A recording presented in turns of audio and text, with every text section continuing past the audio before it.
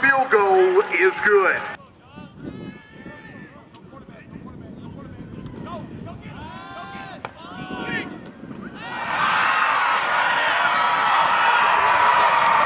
Touchdown, Scots!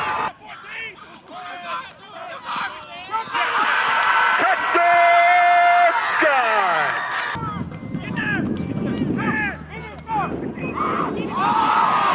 And the two-point conversion is good on a pass from Eli Funk to number 7, Aiden Huntsman.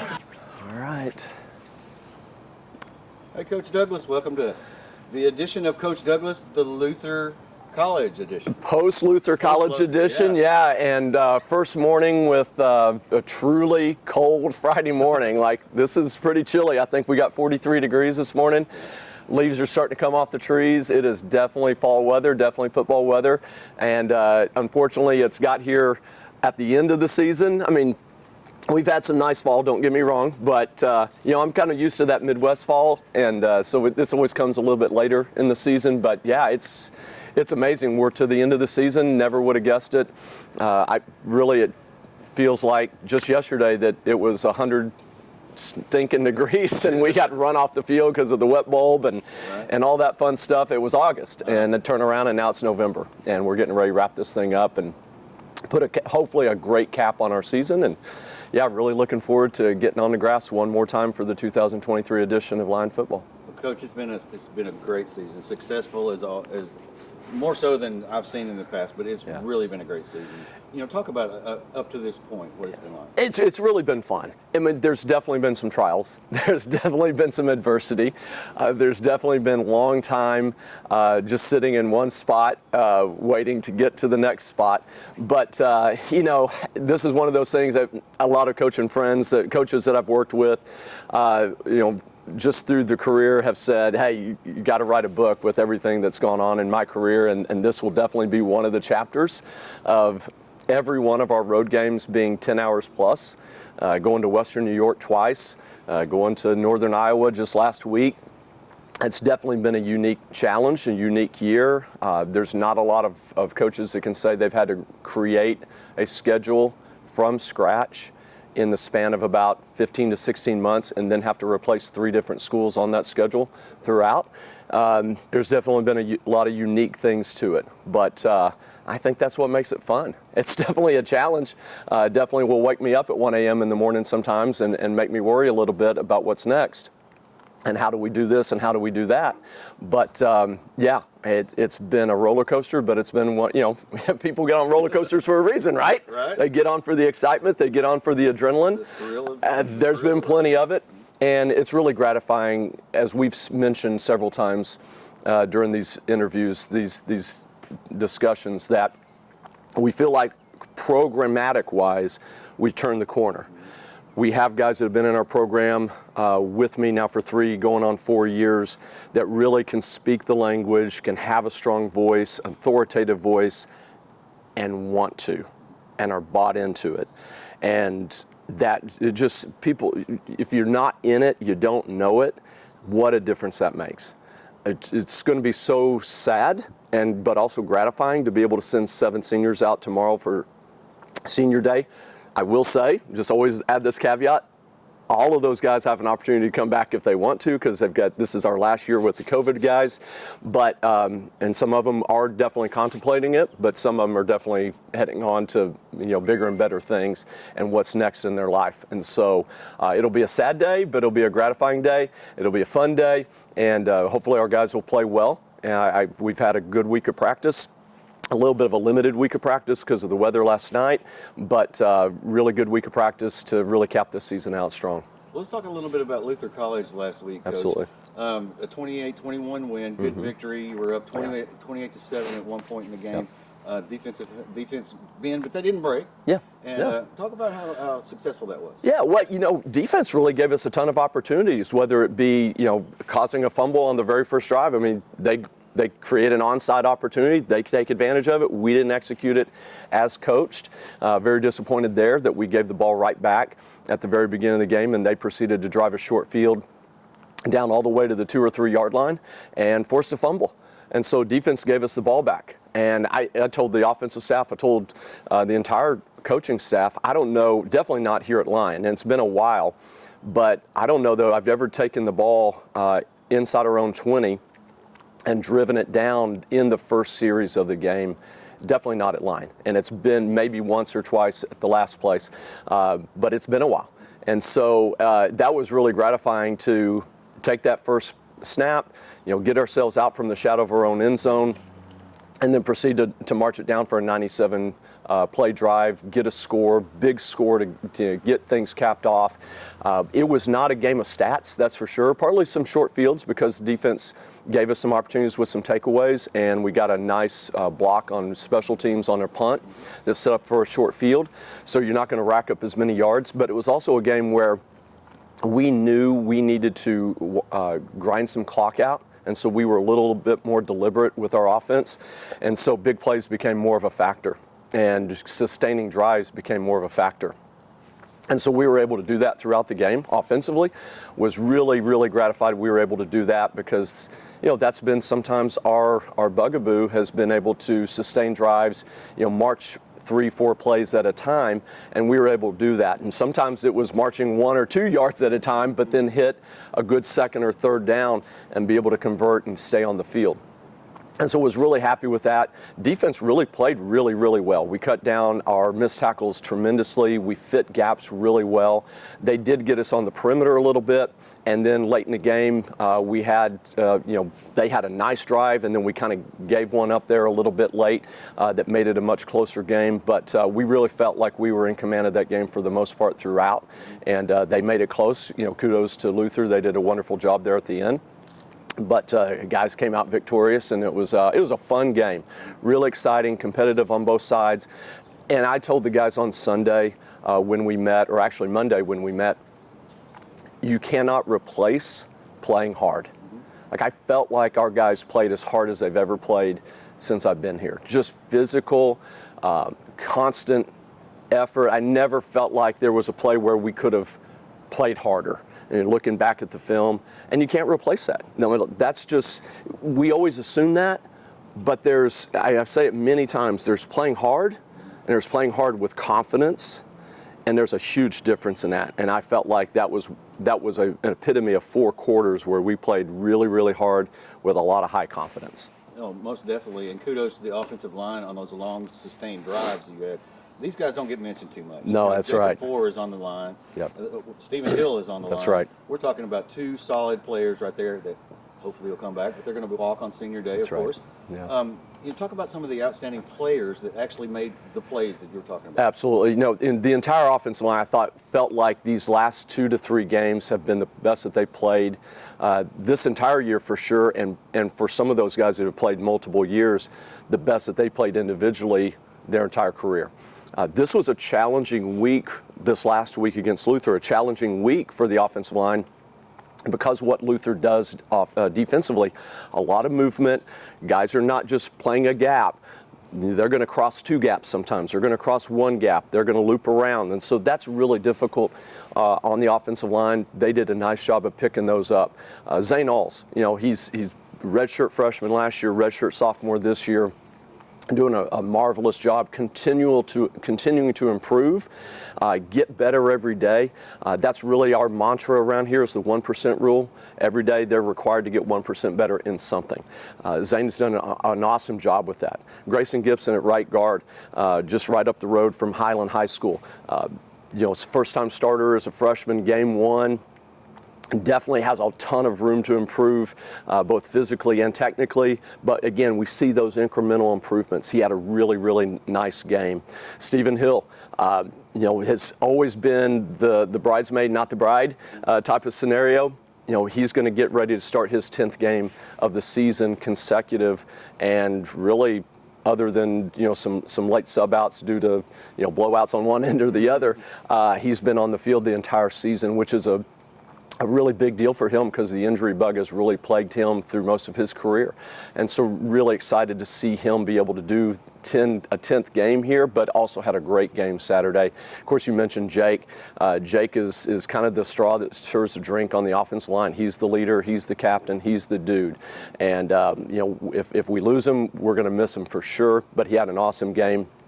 And then Seabury over at left tackle, he's undersized, but he really makes up for it with a lot of quickness.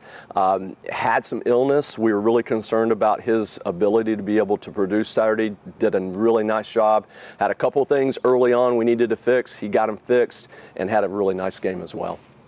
Some of the defensive players that stepped up, Nate Sarver, of course, is one of the leaders on that. Kendrick Wooten. Yes. A couple of others that I can't name off the top. Absolutely. Tanner Pollitt had had an interception again. Well, and talking about Tanner, and Tanner was on with us just a couple weeks ago. He's a guy that's really blossomed just in the last 2 or 3 games. I didn't see it on film until Coach Root pointed it out to me, but how he is fitting on the backside of runs right now, how he is getting over the top on coverage right now is really what we've been asking him to do more consistently from day one. And now it's really starting to show up. And again, that's the power of accumulative work. You just continue to grind it out. You continue to work at the little things and get better. And now all of a sudden, you're the guy who is doing everything right and in position to make plays and have the opportunity. And Tanner's a great example of that. The defensive line on Saturday, they're late. They're running a lot of 5-wide empty packages and just throwing the ball. And we've got to get a ton of pressure with 3 guys so we can play max coverage. And Kedrick and Little Jack and all these guys. Little Page, sorry, Jackson Little Page. I call him Little Jackson. Little is the nickname we have for him. Jackson Little Page, Renee Dominique, all those guys they were just spent. They were just out of gas at the end because constant pass rush, and then of course they were going fast. We actually called a timeout just to try to give our guys a little bit of a break and let them get their win so they could get 2 or 3 more really strong pass rushes there at the end. Defensive line did tremendous job. And then I got to mention Cam Clear. I don't know that most people know this, but Will Litton was out with an illness. Was actually in the hospital for about 36 hours, did not travel even, definitely did not play. And so Cam is really the guy. He will move from strong safety to what we call our leech, is kind of our middle safety position where Will plays. And Cam did not come off the field in the entire game. And so, Cam did a tremendous job of filling in. It's not a position he's unfamiliar with. That's a position he played all of last season in 22. But to have to come in and then not get subbed out, not one snap the entire time, and to play a little bit out of position for him for this season, not that he's unfamiliar with it, but just to really step up and do a tremendous job there was huge for us on the defensive side. Talk about Eli Funk and how he's come around. Yeah. I know Brady was hurt early in the season, and Eli's had to step up and take charge of the offense. Absolutely. The man is throwing some bullets. Yeah, he's doing an awesome job. I mean, the 4th and 19, they're right before half. We're trying to go fast. We get a penalty, end up kicking us back to 4th and 19, and we consider going for a field goal. It's going to be a really long one. The weather was good for it, but I felt like it was, for a freshman kicker, it was probably just a little bit outside our range. I think we were looking at a 42 yard field goal at that point. And, so we said, hey, here's a play we've been working on. We hadn't repped it yet. Let's get it out there and see what happens. And shabam. I mean, it hit just like we envisioned it. We flattened it out a little bit on the crossfield seam. Reggie Brown did a tremendous job of getting himself open. But if you look at the end zone shot of that play and the ball that Eli threw right over the Mike linebacker and in front of the safety was a thing of beauty. It's really how we envisioned that play opening up. I mean, it just worked out exactly like we planned it. They did a wonderful job in protection. Eli had a clean pocket, but to to have the wherewithal, but also the strength of character and resolve to throw that ball was huge. A lot of people would have patted the ball and wait for the next window, and then now it may not be open. The backside safety's probably coming over at that point, so it was right on. He's just got a lot of moxie. That's that intangible characteristic that of any position, but you really see it a lot in the quarterback position, that you really separates guys that have a ton of just talent versus guys that have talent but maybe have that next thing that's going to really push them over the top, and I really feel like that's where Eli's not a real vocal guy. He's a pretty quiet guy, but he's a fiery guy. You can tell it's a fire that burns underneath some stuff that I don't know if he's trying to hold it down or if that's just cool hand Luke type of stuff, but he's done a wonderful job. A year understanding the offense, getting to understand the offense, and having an opportunity to be the understudy for several weeks under Brady. And Brady's did a wonderful job for us. But Eli just continued to improve week after week after week, and we got him in week 4 against Westminster for a series, and I think the nerves kind of got to Eli a little bit. He kind of flubbed up some plays, got us in the wrong formation with our running back, and mishandled some things. But he settled down after that, and it's just been lights out. Awesome. Okay, we're going to talk about Centenary College coming to absolutely. town. Batesville Pioneer Stadium, of course, our home right now. Home away from home. Centenary, I looked at their record. They're 7-1 coming into the game. Mm-hmm. They lost last week to Arkansas Baptist in Little Rock. Mm-hmm. Talk about what concerns you about Centenary College. They're a club team. So club team, JV year, whatever you want to call it, they're in that beginning year before they transition into full varsity. Centenary is a long time, they were Division I years ago, and then have been for quite a while Division III. Really excellent athletic program, particularly in basketball, but decided to add football last year. The typical transition when you add football as a new sport is you're going to have a year to recruit, and those guys are going to practice and try to play as many JV games as you can. And they played some JVs against a couple of 4-year schools. They played some 2-year schools and some prep schools along the way as well. And our intention was to play them as a JV only middle of the season. But as I mentioned earlier, when we had 2 schools on our roster or on our schedule close, and one school decided they weren't even going to play this year, it really left us hanging. And so we were down to 7 games at one point, and I mean that's not fair to the kids. Kids work way too hard to play anything less than 10 games. If we only played 9, could I have slept at night? Sure, but if we were only playing 7 or 8, it would have been rough. It would have been some issues. And it would be one thing if we were a first-year program, but we're not. We're in our 9th year. We need to be playing 10 games. And so I asked Coach Dawson if he'd be willing to switch this to a varsity game at the end of the year for week 11, and he had an opening, and he was agreeable to it. And so we went ahead and ran with it. Is it ideal? No. Would we rather have a normal varsity, fully NCAA integrated program? Absolutely. But we're dealing with we're playing the hands that we've been dealt with. And it's not an easy situation. And so I'll never apologize for our situation on who we've had to play in a scramble at this point. But Centenary is doing us a solid by playing us.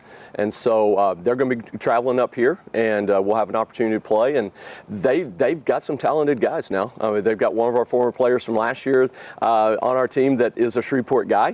Centenary's in Shreveport, Louisiana, so we definitely know one of their players. But they've got some athletic guys. Now they'll be young. They've got a lot of freshmen, some sophomores. They've got a few transfers on their roster, so they're not a complete freshman team, but they've definitely got some athleticism. They've got some size. Definitely on the defensive line, they've got a couple of transfer guys that are really good size, some wide receivers that are really tall, and we've struggled on the perimeter at tackling sometimes, and so there'll be some issues there, I'm sure, at times. But again, our guys on defense have really improved in their tackling, on their pursuit angles, and so I'm optimistic that we'll come back and we'll play just as well as we did last week against Luther and cut those missed tackle numbers down and be assignment sound. If we can continue to keep the big plays down, I feel really good about our opportunities there defensively. And then offensively, we'll definitely be challenged. You know, they're going to get in our face. They're probably going to give us some man cover. Everybody wants to, and we got to prove that they can't do that down in and down out like we did last week. And so we'll have to hit some plays underneath, hit some plays over the top. We'll have to establish some run game at some point, but they'll definitely challenge us for sure. It will not be a game where we'll just roll out there just because they're a first-year program, and they won't make it easy for us. That's for sure. I mean, John Melvin proved that. It was a fight for three quarters, 3.5 quarters for sure, and so I expect much of the same, if not even more, come this Saturday. Yeah, a common opponent is John Melvin with them. They played them twice. First time I think it was 57-0, but the second time was like 23-6. Yeah, so it was much closer. Yeah, much closer. So we kind of expect that. But going into this 10th and final game with these guys, talk about the momentum that they're bringing to this. I mean, they got to be fired up. Absolutely, yeah. No, it's definitely been one of those weeks where I think we're trying to recharge a little bit too, because of the long travel, because of the big effort at Luther, but the guys also know what's at stake. They know that it's an opportunity to be 6-4 at the end of the season. It's an opportunity to go out with really only the second winning record in Lang College history. So there's a lot to play for in that aspect, but it's also the last game of the season.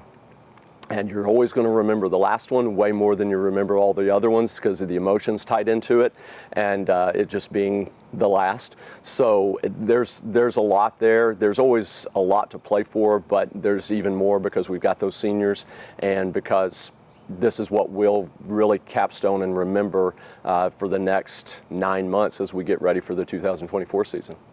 Right. Coach, we talked a little bit about Luther College. We talked about Centenary College and the way this bunch has really come along during the season.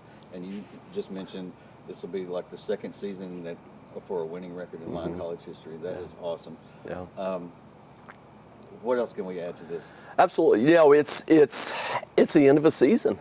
Like it's almost like it's like moving on.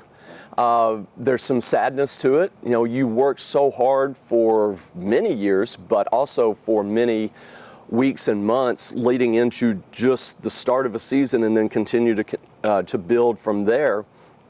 And at the end of that, it's over.